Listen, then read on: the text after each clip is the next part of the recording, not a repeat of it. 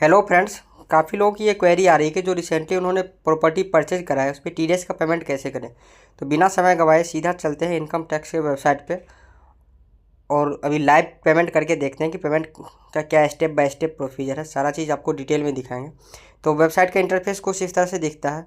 Login करने के बाद आपको यहाँ पे साइड बार का ऑप्शन दिखेगा। साइड बार पे आप जैसे ही क्लिक करोगे ई पे टैक्स का ऑप्शन आएगा। ई पे टैक्स पे क्लिक करते ही आपको यहाँ पे दो ऑप्शन दिख रहा है। ये दो ऑप्शन इसलिए दिख रहा है कि भी रिसेंटली एक्ट में कुछ अमेंडमेंट हुआ है।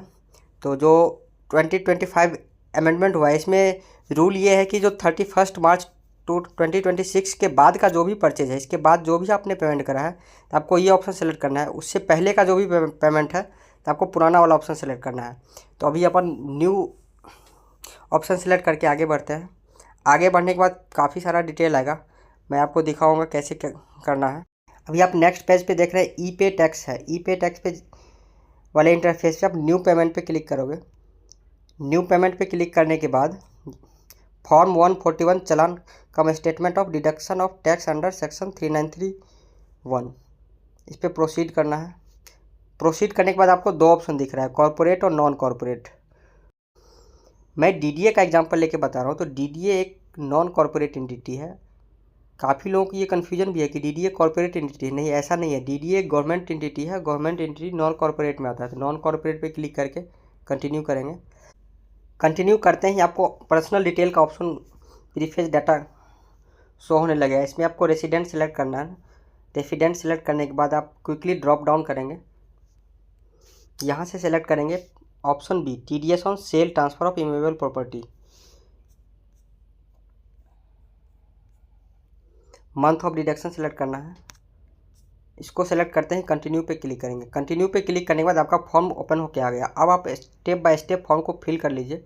फिल करने के बाद आप पेमेंट का ऑप्शन से पेमेंट कर सकते हैं। मैं जो सिनेरियो बता रहा हूँ ये डीडीए के केस के लिए एप्लीकेबल है कि डीडीए में जो डिमांड लेटर इशू हुआ है उसको देख करके आप कैसे पेमेंट कर सकते हैं। इसमें 3 पार्ट है, part A, part B, part C. Part A में आपको एड्रेस ऑफ द प्रॉपर्टी का एड्रेस डालना है। पार्ट बी में आपको सेलर का एड्रेस डालना है, detail of the seller. Part 3 में आपको ट्रांजैक्शन का डिटेल डालना है। तो चलिए वन बाय वन अभी अपन फिल करते हैं डिटेल। यहाँ पे बिल्डिंग सेलेक्ट करेंगे, एड्रेस वगैरह फटाफट फिल कर दोगे। डेट ऑफ एग्रीमेंट, जो भी कॉमन चीज़ें हैं वो मैं आपको डिटेल में बताता हूँ कि उसमें क्या फिल होगा। तो date of agreement, date of agreement वो डेट होता है जिस दिन आपने फ्लैट की बुकिंग की थी। तो बुकिंग वाले डेट यहाँ पे आएगा। डेट ऑफ रजिस्ट्रेशन ये एप्लीकेबल नहीं है इस केस में। नंबर 5 और नंबर 6 ये दोनों पे सेम ही वैल्यू आएगा। ये वही वैल्यू होगी जो डिमांड लेटर पे नंबर 6 पे लिखा हुआ है, जो total cost of the property होता है। अपन के केस में टोटल कॉस्ट ऑफ द जो फ्लैट होगा वही नंबर 5 और नंबर 6 पे होगा, क्योंकि स्टाम्प ड्यूटी भी सेम ही अमाउंट पे लगनी है। यहाँ से नीचे चलेंगे, इंस्टॉलमेंट और लमसम। लमसम पे सिलेक्ट करेंगे क्योंकि सारा पेमेंट एक ही साथ डीडीए को कर रहे हैं। तो लमसम पे सिलेक्ट करेंगे। लमसम सेलेक्ट करने के बाद आप नीचे आएंगे। नीचे इसको ऑप्शन को सिलेक्ट करेंगे। इस ऑप्शन को सिलेक्ट करके एडिट का ऑप्शन है, एडिट करके परसेंटेज फिल करना है। परसेंटेज सिंगल अलॉटी के केस में 100% फिल करना है। अगर को अप्लीकेंट है तो उसके केस में डिवाइड हो जाएगा 50% 50%। और जो सेकंड को अप्लीकेंट है उसके पैन कार्ड से लॉगिन करके वहाँ पे पेमेंट करना है। सेम सेलर के केस में है कि detail of the all the seller, यहाँ पे सेलर एक ही है तो एक ही सेलर है तो सेलर का सारा डिटेल डाल देंगे। अभी मैं सेलर का डिटेल डालता हूँ। सेलर का डिटेल डालने के लिए सेलर का पैन नंबर चाहिए होगा। जो डीडीए का जो पैन नंबर है वो आपके डिमांड लेटर पे टॉप राइट कॉर्नर पे मेंशन होगा। AALD0031। जैसे ही कंप्लीट पैन नंबर डालोगे तो सारा डिटेल आ जाएगा। जैसे ए डालने के बाद DDA, phone number, email ID, सारा चीज़ आ गया। इसको कुछ नहीं करना है। इसमें आप परसेंटेज डाल दोगे, परसेंटेज 100%, बिकॉज एक ही सेलर है यहाँ पर।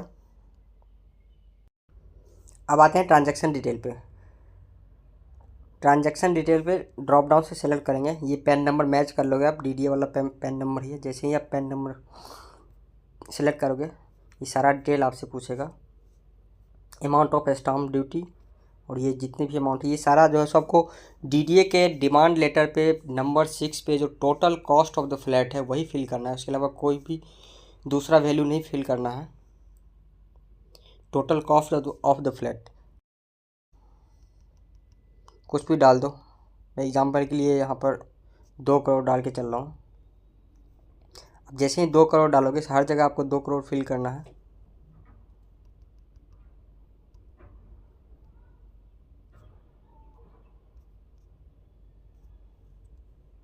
डेट, जिस दिन आपका पेमेंट हुआ है वो डेट डालना है, आज का डेट नहीं डालना है। नो सेलेक्ट करना है। नो क्यों सेलेक्ट करना है आप ये चैट जीपीटी कर लेना।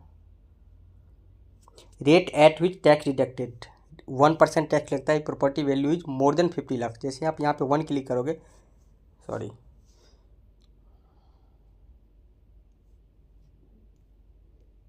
जैसे ही आप यहाँ पे 1 क्लिक करोगे आपको अमाउंट आ जाएगा। अभी मैंने 2 करोड़ डाला था तो 2 करोड़ का 1% 2 लाख आ गया। 2 लाख आपको अभी पेमेंट करना होगा। Date of deduction, interest zero, fee zero. ये दोनों जीरो क्यों है? क्योंकि मैं 30 डेज के अंदर ही पेमेंट कर रहा हूँ। जिस दिन आप सेलर को पेमेंट करोगे उसके बाद 30 दिन का टाइम होता है। 30 दिन के अंदर आपको टीडीएस पेमेंट करना होता है। ये सारा डिटेल फिल करके कंटिन्यू पे क्लिक करेंगे तो जो भी कॉमन इन्फॉर्मेशन थी वो मैं इसमें बता दिया हूँ। जो पर्सनल डिटेल है वो भी मैं फिल कर रहा हूँ। फिल करने के बाद अगर आपको कोई भी क्वेरी आती है तो आप कमेंट सेक्शन में पूछ सकते हो। तभी मैं यहाँ पे वीडियो को पॉज कर रहा हूँ थोड़ी देर के लिए। दोस्तों सारा डिटेल फिल करने के बाद कंटिन्यू पे क्लिक करेंगे। कंटिन्यू पे क्लिक करते ही पेमेंट का ऑप्शन आ जाएगा। Net banking, debit card, counter, challan, जैसे आपको पेमेंट करना है पेमेंट कर सकते हैं। मैं नेट बैंकिंग से पेमेंट करूँगा। इस पर क्लिक करके कंटिन्यू करेंगे।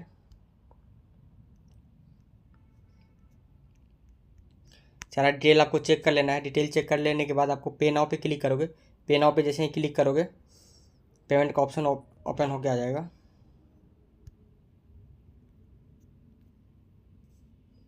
Agree to the term and condition, submit. अब यूज़र आईडी, पासवर्ड